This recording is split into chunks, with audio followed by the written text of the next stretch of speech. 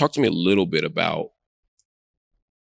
the kind of post-October logics that we should be thinking about and taking up as we talk about this possibility of resistance and liberation and self-determination for Palestinian people.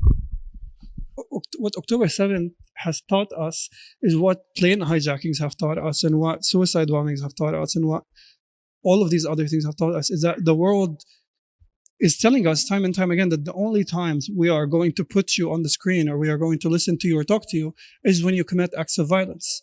And that's the kind of message the world is sending us. And I think Palestinian resistance factions are acting accordingly. I would always make disclaimers to these diplomats as a child that I don't hate Jews, that I understand antisemitism, that we make the distinction between Israelis and Israelis and Jewish, Zionists and Jews and blah, blah, blah. But that burden it's not my responsibility, and I should not be in cross-examination. I should not be in the hot seat. They march under what they call a Jewish flag. They fight under the banner of what they call a Jewish army. They do everything in the name of Judaism, and they gloat about it. They say they're the only Jewish state in the world, they're the only Jewish army in the world, and yet we are asked to make the distinction.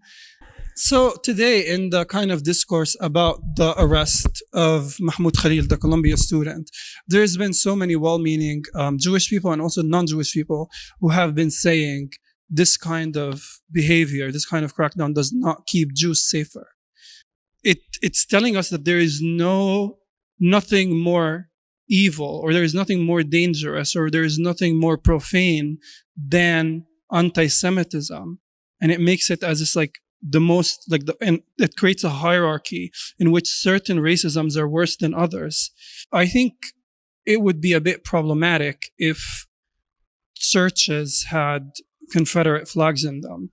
I think it would be a bit problematic if mosques had ISIS flags in them, and yet you go into any random synagogue and there's a Israeli flag. That's fucked up.